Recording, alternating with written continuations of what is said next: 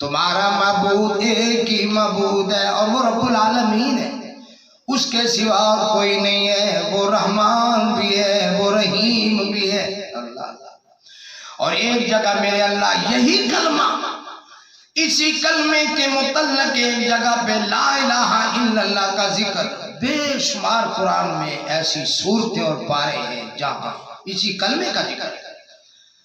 اللہ لا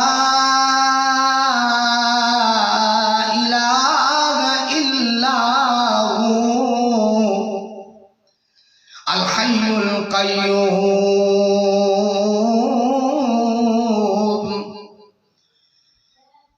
الف لام میم اللہ لا الہ الا هو الحی القیوم۔ بے شمار جگہ پر یہ اتنا پیارا کلمہ ہے، اور اسی کلمے کی شان اور عظمت سن لیجئے۔ رسول اللہ صلی اللہ علیہ وسلم یہی کلمہ پڑھ کے دعا کیا کرتے تھے۔ ایک صحابی نے یہی کلمہ پڑھ کے دعا کی، رسول اللہ صلی اللہ علیہ وسلم نے فرمایا تیری دعا میرے اللہ نے قبول فرما لی۔ جو یہ کلمہ پڑھ کے دعا کرتا ہے اللہ فوراً قبول کر لیتا ہے۔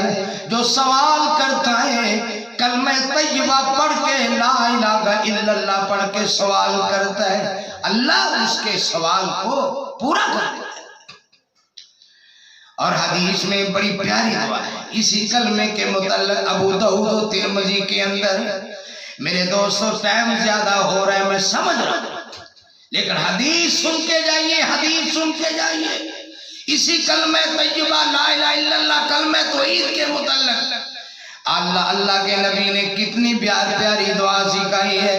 اللہم انی اسألک اشہد انک انت اللہ لا الہ الا انت الاحد الصمد الذی لم یلد ولم یولد ولم یکن لہ کفوا احد۔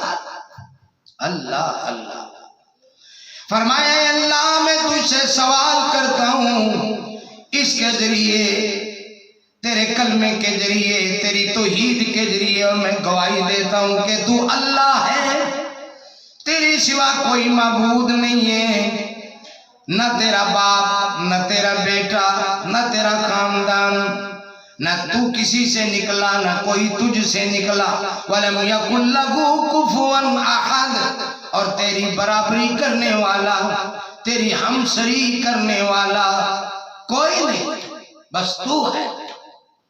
میرے اللہ تو دات سب دا،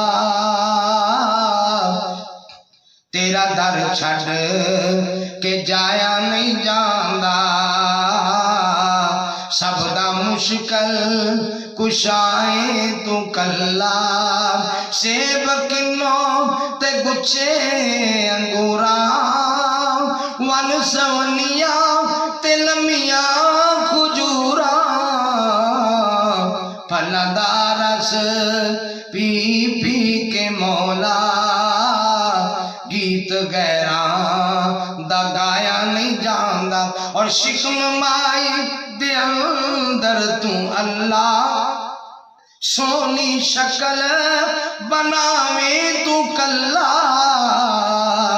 سو رب دی کسے گور کولو، مکھی دا پر بنایا نہیں جاندا، میرے اللہ تو دات کلا، تیرا در چھڑ کے جایا نہیں جاندا۔